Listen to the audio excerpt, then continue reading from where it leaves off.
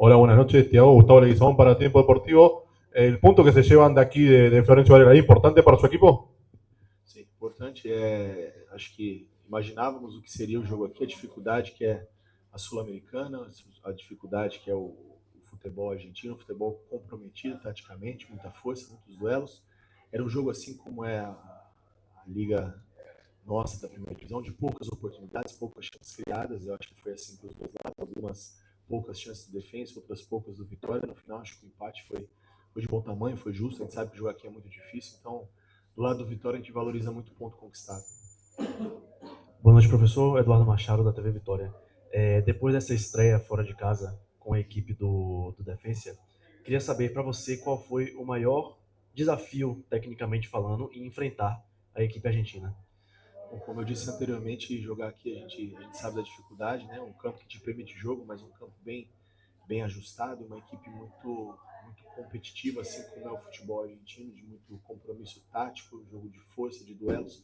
Então essa foi uma dificuldade. Nós imaginávamos que teriam poucas as chances de gols e nós tivemos talvez duas ou três no primeiro tempo, mas umas duas ali um pouco mais claras no segundo, assim como o adversário também teve. Penso eu que o adversário mais em bolas paradas, faltas que passaram ali, escanteios, não tantas jogadas trabalhadas. Acho que a equipe suportou bem, soube sofrer. Eu acho que no momento que a gente atravessa de encontrar um caminho de resultados que fugiram um pouco do nosso controle, né, um início ruim de brasileiro, acho que valorizar o ponto conquistado, valorizar não sofrer gols e valorizar jogar aqui na Argentina, que é sempre muito difícil. Boa noite, Carpim. Você sempre fala em valorizar, acabou de falar da valorização do ponto conquistado. Mas diante das circunstâncias, já é o segundo empate, né? Você sabe que a competição, que pode ser um tiro curto, caso não consiga os objetivos nessa primeira fase. Mas o que é que você acha que faltou, né, para o Vitória voltar para o Brasil com um resultado melhor diante de toda essa sequência, né, de jogos que o Vitória tem pecado muito na transição ofensiva? É justamente isso, acho que os pequenos detalhes, né? Nós tivemos, como é no Campeonato Brasileiro, poucas as chances de gol e a gente tem que ser um pouco mais eficiente, um pouco mais efetivo. Foi assim no primeiro e no segundo tempo, criamos poucas oportunidades reais, né? Mas tivemos um volume, um controle, uma organização. Acho que isso mostra um caminho, um equilíbrio, a gente tentando encontrar, né, a formação mais próxima do ideal, daquilo que a gente imagina. Hoje, pela poucas vezes, nós conseguimos quase que repetir uma formação na sua totalidade, isso é importante. E à medida que a condição física permitir, a gente vai tentar seguir nesse caminho para encontrar aí as melhores alternativas. Em relação a de ser um campeonato curto, tiro curto ou não, acho que é a segunda rodada para todo mundo. O nosso grupo ainda está embolado, tem um jogo agora do Cerro com a Universidade. Então, independente do que aconteça lá, temos que nos preocupar com o nosso. E nas circunstâncias eu valorizo, ainda sigo valorizando o ponto. É claro que eu queria a vitória, mas valorizo o ponto conquistado, porque nós temos agora 2 jogos no Barradão e a gente precisa fazer, falando de Sul-Americana, o fator casa. Eu acho que é lá que nós precisamos ser ainda mais eficientes e buscar a pontuação que nos condiciona a brigar até o final por uma dessas vagas. E é outro fato, né? A Vitória está reaprendendo a jogar uma competição internacional, entendendo as dificuldades que é jogar, por exemplo, aqui na Argentina. Professor, boa noite. Leonardo Santiago, cantor rubro-negro. A gente vem, inclusive, ouvindo ao longo de algumas últimas coletivas com relação à tomada de decisão individual e que eu particularmente concordo. Só que eu gostaria de perguntar para você se você entende que coletivamente, em alguns momentos, a gente tem um pouco mais de dificuldade de conseguir propor o jogo, chegando um pouco mais na profundidade, atacando um pouco mais o adversário, do que necessariamente quando a gente tem a transição. Acredito que quando a gente tem espaço para jogar, a gente consegue chegar um pouco mais de fato, e aí acredito que a tomada de decisão realmente tem pesado muito.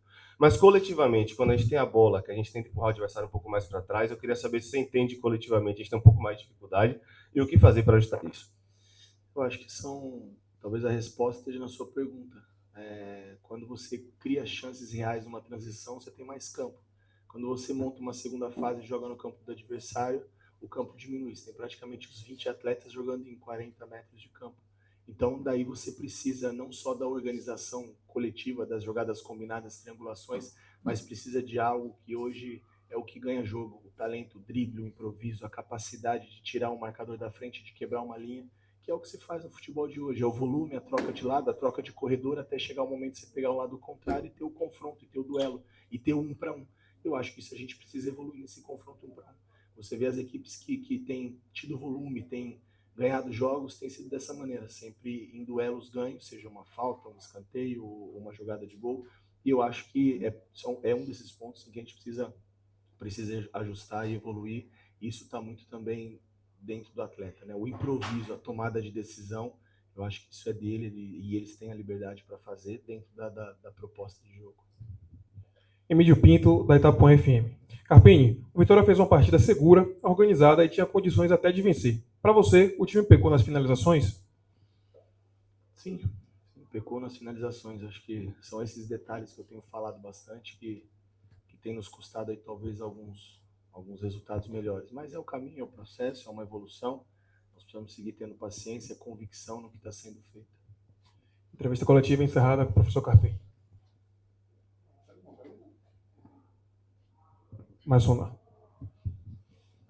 Una más.